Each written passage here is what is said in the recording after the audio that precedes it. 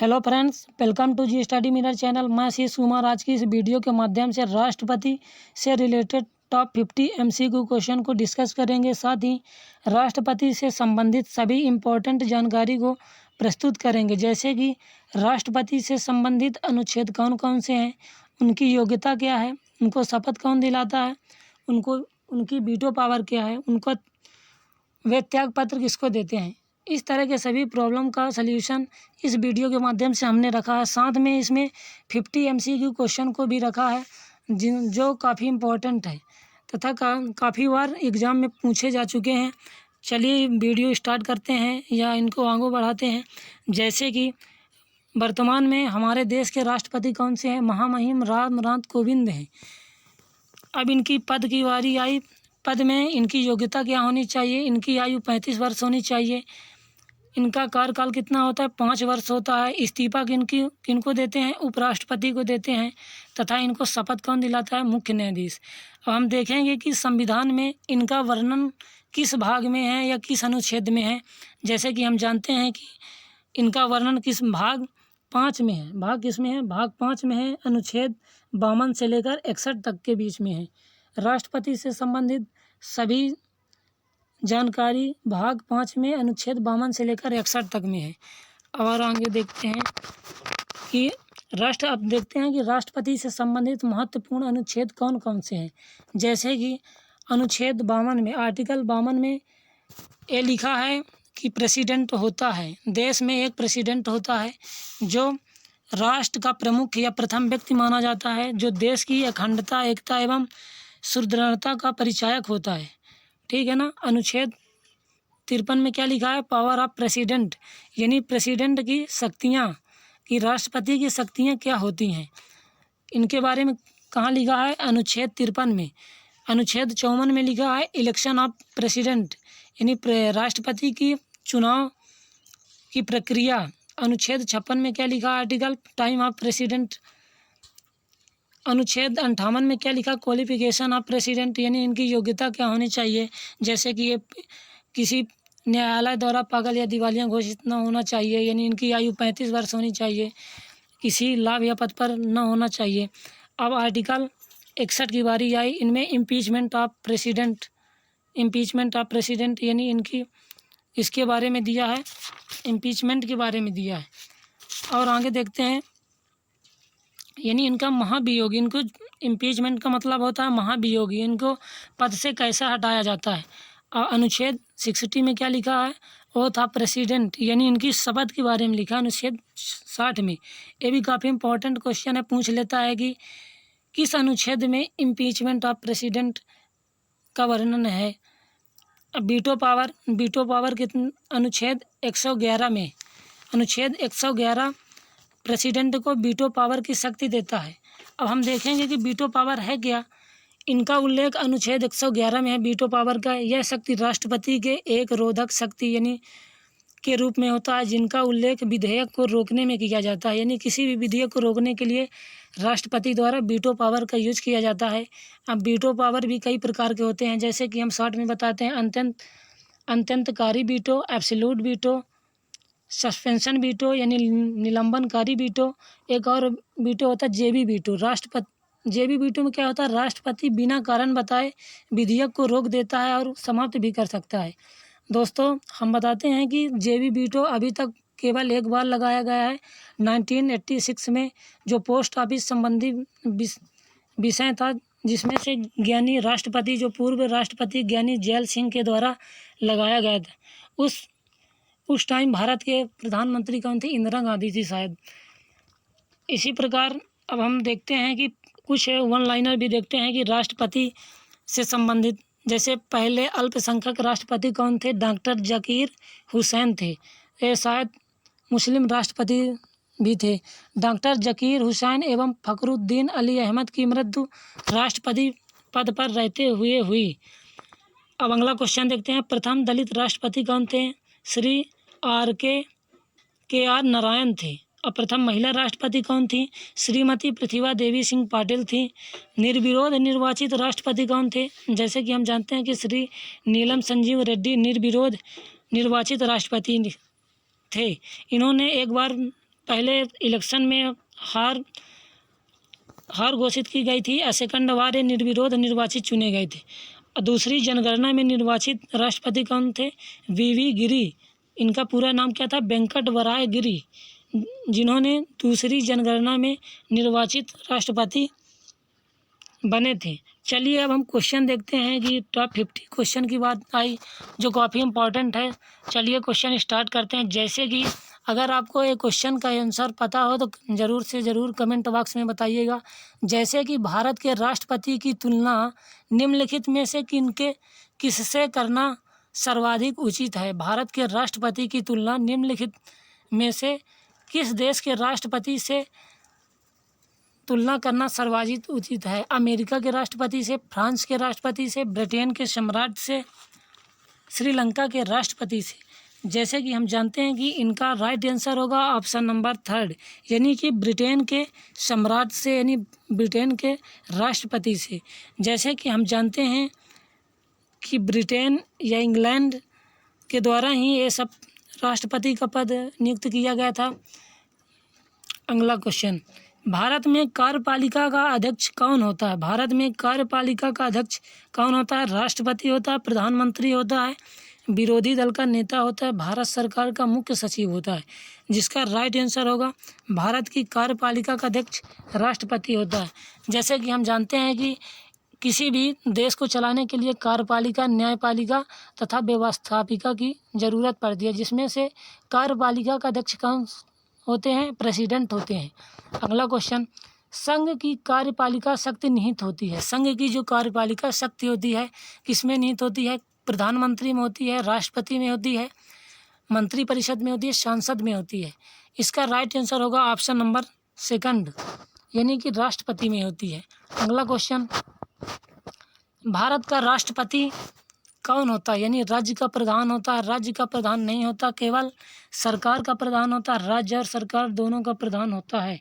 जिसका right answer होगा option number 1, यानी कि राज्य का प्रधान होता है। अगला क्वेश्चन, भारतीय संविधान के अनुच्छेद के अनुसार देश का प्रथम नागरिक कौन होता है? जैसे कि अभी हमने पिछले वीडियो में भी बताया है कि भारत का जो प्रथम व्यक्ति कौन होता है? राष्ट्रपति होता है। यानी कि भारतीय संविधान के अनुसार according to Indian constitutional the first citizenship of India कौन होता है? प्रेसिडेंट होता है, यानी कि राष्ट्रपति होता है। इसका राइट आंसर होगा ऑप्शन नंबर 1। अगला क्वेश्चन, भारतीय संविधान के अनुसार संघ की कार्यपालिका शक्तियाँ किसमें निहित होती हैं? भारतीय संविधान के अनुसार संघ की कार्यपालिका शक्ति किसमें निहित होती है? प्रधानमंत्री में होती है, राष्ट्रपति में होती है, सांसद में होती है, मंत्रिपरिषद में होती है। जिसका राइट आंसर होगा ऑप्शन नंबर 2, यानी कि राष्ट्रपति या प्रेसिडेंट में होती है। अगला क्वेश्चन, भारतीय संविधान के अनुसार देश के तीनों सेनाओं का अध्यक्ष सुप्रीम कमांडर कौन होता है? इसका भी राइट आंसर होगा ऑप्शन नंबर 1, कार्यपालिका का अध्यक्ष होता है, तीनों सेनाओं का अध्यक्ष होता है, जैसे कि वायुसेना, जल सेना और थल सेना। जैसे कि हम बात करते हैं वायुसेना, जल सेना और थल सेना। जैसे कि थल सेना का भी नए अध्यक्ष कौन से बने हैं? एक CDS भी बना है जो बिपिन रावत है, जो पूर्व थल सेना अध्यक्ष थे। अगला क्वेश्चन, भारत का राष्ट्रपति होता है, भारत का वास्तविक शासन होता है, राज्य का संवैधानिक अध्यक्ष होता है, राज्य और सरकार का अध्यक्ष होता है। जिसका राइट आंसर कौन सा होगा? ऑप्शन नंबर 2, राज्य का संवैधानिक अध्यक्ष होता है। अगला क्वेश्चन, भारतीय सशस्त्र सेनाओं का सर्वोच्च कमांडर कौन होता है? इसका भी राइट आंसर होगा ऑप्शन नंबर 1, यानी राष्ट्रपति होता है। अगला क्वेश्चन, भारत के राष्ट्रपति के लिए आवश्यक योग्यता नहीं है, यानी भारत के राष्ट्रपति के लिए योग्यता नहीं है इनमें से वह भारत का नागरिक हो, 35 ईयर की आयु एवं हो, उसमें लोकसभा के सदस्य के लिए निर्धारित सभी योग्यताएं हों, वह संसद को किसी सदन का सदस्य हो। जिसका राइट आंसर होगा ऑप्शन नंबर 4, वह संसद के किसी भी सदन का सदस्य हो, ये निश्चित नहीं है। ठीक, अगला क्वेश्चन देखते हैं, भारत के राष्ट्रपति निर्वाचित होने के पात्र बनने के लिए किसी व्यक्ति की आयु पूर्ण होनी चाहिए। कितनी वर्ष पूर्ण होनी चाहिए? 35 वर्ष पूर्ण होनी चाहिए। इसका राइट आंसर होगा ऑप्शन नंबर 4। अगला क्वेश्चन, राष्ट्रपति पद के उम्मीदवार के लिए अधिकतम आयु कितनी होनी चाहिए? अधिकतम आयु कितनी होनी चाहिए? इसकी कोई सीमा नहीं होती, कितनी भी हो, ठीक, इनकी आयु सीमा। अगला क्वेश्चन, एक व्यक्ति राष्ट्रपति पद के लिए अधिकतम कितनी बार निर्वाचित हो सकता है? एक व्यक्ति राष्ट्रपति के लिए कितनी बार निर्वाचित हो सकता है? 2 बार हो सकता है, 3 बार हो सकता है, 4 बार हो सकता है, कोई सीमा नहीं। This is a not limit of president election. अगला क्वेश्चन, इनकी अधिकतम निर्वाचित के लिए कोई सीमा नहीं होती है, इनकी लिमिट नहीं होती है, आयु लिमिट नहीं होती है। अगला क्वेश्चन, राष्ट्रपति का निर्वाचन किस प्रकार से होता है? Which is the type of election in president? प्रत्यक्ष रूप होता है, डायरेक्ट होता है, इनडायरेक्ट होता है, मनोनीत होता है, कोई स्पष्ट प्रावधान नहीं है। यानी प्रत्यक्ष रूप से होता है, अप्रत्यक्ष रूप से, यानी कि अप्रत्यक्ष रूप से होता है चुनाव, यानी कि हम लोगों की जानकारी यानी हमारे द्वारा नहीं होता है, जैसे प्रधानमंत्री, राज्य के राज्यपाल, इसमें से इनके योग्यता के लिए इनके निर्वाचन के लिए काफ़ी लोग भाग लेते हैं। अब हम बात करेंगे कि इनकी योग्यता के लिए कौन कौन से निर्वाचन के लिए कौन कौन से प्रणाली का उपयोग किया गया है। यह अप्रत्यक्ष प्रणाली एवं एकल हस्ताक्षरी मत के द्वारा चुना जाता है। अगला क्वेश्चन, राष्ट्रपति पद के निर्वाचन हेतु कौन सी पद्धति अपनाई जाती है? यानी कौन सी पद्धति अपनाई? सूची पद्धति, संचयी मत पद्धति, सापेक्ष बहुमत पद्धति, समानुपातिक पद्धति। कौन सी पद्धति है?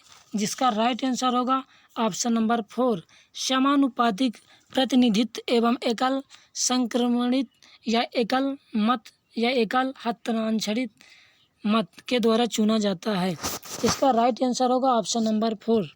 अगला क्वेश्चन, ये भी काफ़ी इंपॉर्टेंट है, कई बार एसएससी में पूछा गया है।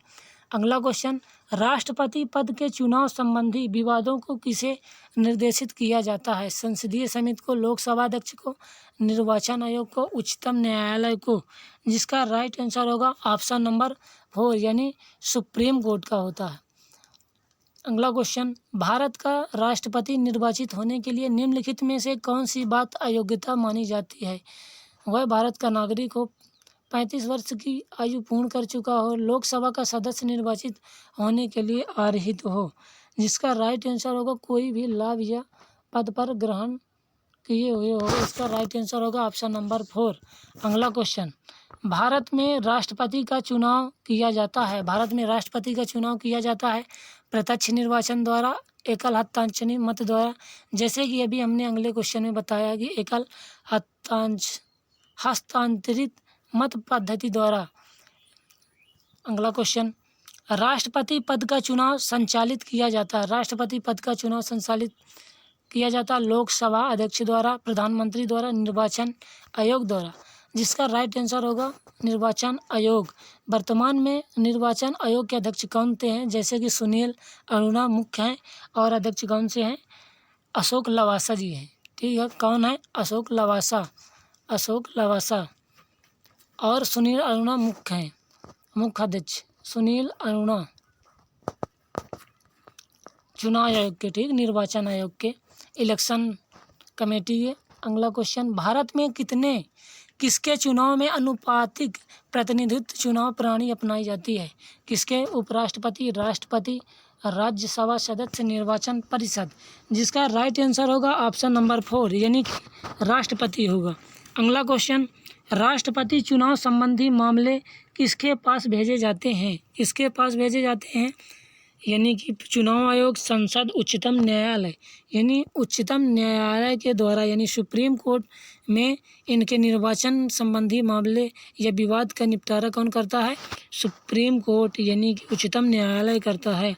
अगला क्वेश्चन, राष्ट्रपति पद के उम्मीदवारों को चुनाव प्रचार हेतु कितना समय मिलता है? यानी 2 सप्ताह का समय मिलता है, ना कि 1 माह 1 सप्ताह, 14 दिन का समय मिलता है। अगला क्वेश्चन, भारत के राष्ट्रपति का चुनाव कितने वर्षों के लिए होता है? जैसे कि हम जानते हैं कि 5 वर्ष के लिए होता है। अगला क्वेश्चन, भारत के राष्ट्रपति को उसके पद से हटाया जा सकता है। भारत के राष्ट्रपति को उसके पद से हटाया जा सकता है। किसके द्वारा? भारत के प्रधानमंत्री द्वारा, लोकसभा द्वारा, भारत के मुख्य न्यायाधीश द्वारा, किसके द्वारा होता है? शायद संसद द्वारा होता है। किसके द्वारा होता है? संसद द्वारा। यानी कि महाभियोग लगता है संसद में। जैसा कि हम थोड़ी शॉर्ट में बता देते हैं कि राष्ट्रपति को पद से कैसे हटाया जाता है, इम्पीचमेंट इनकी क्या होती है। जैसे कि हम जानते हैं कि इनका प्रस्ताव आगे दोनों सदनों में जाएगा, उच्च सदन, निम्न सदन, जैसे लोकसभा, राज्यसभा। जैसे कि हम जानते हैं कि राज्यसभा उच्च सदन होता है ना, लोकसभा निम्न सदन होता है। सर्वप्रथम दोनों सदनों में जाएगा, जो एक 1/4 बहुमत से प्रस्तावित हो जाएगा। क्या होगा? प्रस्तावित हो जाएगा।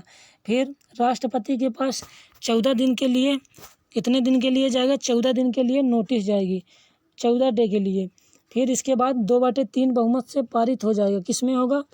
यानी संसद में होगा।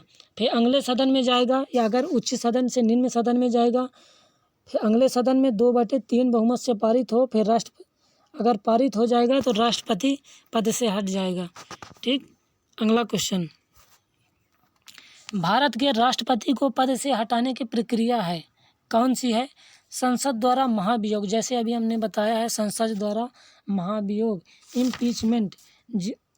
दोस्तों अभी हमने बताया था कि इम्पीचमेंट का वर्णन संविधान के किस आर्टिकल में है। जैसा कि इसका अनुच्छेद 61 बताता है कि इनको राष्ट्रपति को कैसे हटाया जाता है। दोस्तों अगला क्वेश्चन, संविधान के उल्लंघन के लिए राष्ट्रपति के विरुद्ध अभियोग कार्रवाई किसमें शुरू की जाती है? लोकसभा, राज्यसभा, संसद के किसी भी सदन द्वारा, उच्चतम न्यायालय द्वारा। उच्चतम न्यायालय द्वारा। किसके द्वारा होता है? इसका राइट आंसर होगा ऑप्शन नंबर 3, यानी कि संसद के किसी भी सदन द्वारा। अगला क्वेश्चन, राष्ट्रपति को हटाया जा सकता है अविश्वास प्रस्ताव लाकर, संविधान संशोधन से, कानूनी कार्रवाई से, महाभियोग द्वारा। जिनका राइट आंसर होगा महाभियोग द्वारा। अगला क्वेश्चन, राष्ट्रपति पर महाभियोग किस आधार पर लगाया जा सकता है? राष्ट्रपति पर महाभियोग किस आधार पर लगाया जा सकता है? किसी भी आधार पर लगाया जा सकता है। संविधान के अतिक्रमण करने पर, जिसका राइट आंसर होगा संविधान के अतिक्रमण करने पर, यानी कि संविधान पर कोई हस्तक्षेप नहीं कर सकता। इसमें संशोधन किया जा सकता है। संशोधन करने के लिए यानी कि कहाँ जाता है? सदन में जाता है, और फिर वहाँ से बिल पास होता है, फिर वो पारित होता है, फिर वो एक्ट बन जाता है। अगला क्वेश्चन, राष्ट्रपति पर महाभियोग की प्रक्रिया किस देश के संविधान से लिया गया है? राष्ट्रपति का महाभियोग से किस संविधान से लिया गया है? जिसका राइट आंसर होगा अमेरिका। जैसे कि हम जानते हैं कि मौलिक अधिकार यानी कॉन्स्टिट्यूशनल राइट को भी कहाँ से लिया गया? अमेरिका के संविधान से लिया गया। महाभियोग की प्रक्रिया कहाँ से ली गई है? इम्पीचमेंट प्रोसेस कहाँ से ली गई है? अमेरिका से लिया गया है, USA से लिया गया है। अगला क्वेश्चन, भारतीय राष्ट्रपति को किस परिस्थितियों में अपने पद से त्यागपत्र देना पड़ता है? किस पद से? जैसे कि अभी हम बताए हैं कि महाभियोग लगाने पर। अगला क्वेश्चन, कार्यकाल पूर्ण होने पर पहले भारत के राष्ट्रपति को उनके पद से कौन हटा सकता है? जिसका राइट आंसर होगा प्रधानमंत्री, उपराष्ट्रपति, संसद द्वारा महाभियोग लगा। जिसका राइट आंसर होगा ऑप्शन नंबर 4। अगला क्वेश्चन, संसद में राष्ट्रपति के विरुद्ध महाभियोग प्रस्तुत पास करने के लिए कितने सदस्यों को समर्थन चाहिए? कितने सदस्यों का समर्थन चाहिए? जिसका राइट आंसर होगा ऑप्शन नंबर 2। जैसे अभी हम बताए हैं कि राष्ट्रपति का महाभियोग लाने के लिए दोनों सदनों की आवश्यकता होती है, जिसमें से 1/4 बहुमत से आगे संसद में पेश होगा, प्रस्तावित होगा, फिर 2/3 बहुमत से पारित होगा, फिर अगले सदन में जाएगा, फिर उसमें भी 2/3 बहुमत से अगर पारित हो गया तो राष्ट्रपति को महाभियोग प्रस्ताव मंजूर कराना पड़ेगा और राष्ट्रपति पद से हट जाएगा। जिसका राइट आंसर होगा ऑप्शन नंबर 2, यानी सदन के कुल सदस्यों में कम से कम 2/3 सदस्य होने चाहिए। अगला क्वेश्चन, भारत के राष्ट्रपति को कार्य अवधि की समाप्ति के पूर्व की भी पद से हटाया जा सकता है? सत्ताधारी राजनीतिक दल द्वारा, प्रधानमंत्री द्वारा, महाभियोग द्वारा, न्यायालय द्वारा। जिसका राइट आंसर होगा ऑप्शन नंबर 3, यानी कि महाभियोग द्वारा। जैसे कि अब देखते हैं कि महाभियोग से काफ़ी इम्पोर्टेंट क्वेश्चन बन रहे हैं, जो काफ़ी इम्पोर्टेंट जो किसी भी एग्जाम में पूछे जा सकते हैं। अगला क्वेश्चन, राष्ट्रपति को निर्वाचित निम्नलिखित में से कौन पद और गोपनीयता की शपथ दिलाता है? कौन दिलाता है गोपनीयता की शपथ? जिसका राइट आंसर होगा ऑप्शन नंबर फर्स्ट, भारत का मुख्य न्यायाधीश। भारत का मुख्य न्यायाधीश। अगला क्वेश्चन, राष्ट्रपति संविधान के किस अनुच्छेद के तहत भारत के मुख्य न्यायाधीश के समक्ष प्रथम शपथ ग्रहण करता है? शपथ ग्रहण किस अनुच्छेद के तहत? जैसे कि हमने वीडियो की स्टार्टिंग में ही सभी जानकारी दे दी है कि अनुच्छेद 61 यानी 60 के तहत राष्ट्रपति संविधान के अनुच्छेद 60 के तहत भारत के मुख्य न्यायाधीश के समक्ष शपथ ग्रहण करता है। ऑप्शन नंबर सेकंड इसका राइट आंसर होगा। अगला क्वेश्चन, मुख्य न्यायाधीश की अनुपस्थिति में राष्ट्रपति किसके समक्ष शपथ दिलाता है? किसके शपथ दिलाता है? जिसका राइट आंसर होगा सर्वोच्च न्यायालय के मुख्य न्यायाधीश। Option number fourth. अगला क्वेश्चन, यदि राष्ट्रपति और उपराष्ट्रपति दोनों देश से बाहर हो तो उस स्थिति में उस कंडीशन में उनका कार्यभार कौन ग्रहण करेगा? जिसका राइट आंसर होगा ऑप्शन नंबर सेकंड, सर्वोच्च न्यायालय के मुख्य न्यायाधीश। अगला क्वेश्चन, भारत का राष्ट्रपति अपना त्यागपत्र किसे संबोधित करता है? प्रधानमंत्री को, उपराष्ट्रपति को, लोकसभा अध्यक्ष को, भारत के मुख्य न्यायाधीश। जिसका राइट आंसर होगा उपराष्ट्रपति को।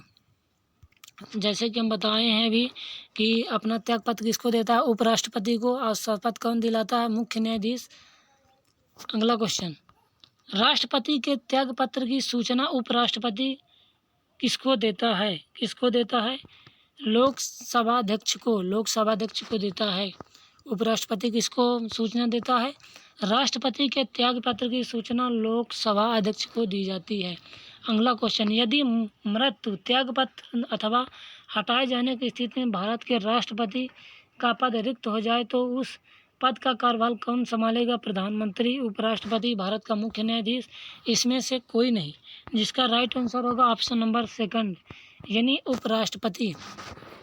अगला क्वेश्चन, निम्नलिखित में से कौन से राष्ट्रपति पूर्व में केंद्रीय गृह मंत्री थे? बीबी गिरी, ज्ञानी जैल सिंह, डॉक्टर जकीर हुसैन और वेंकट रमन। जिसका राइट आंसर होगा option number second. Option number second यानी कि ज्ञानी जैल सिंह। ज्ञानी जैल सिंह।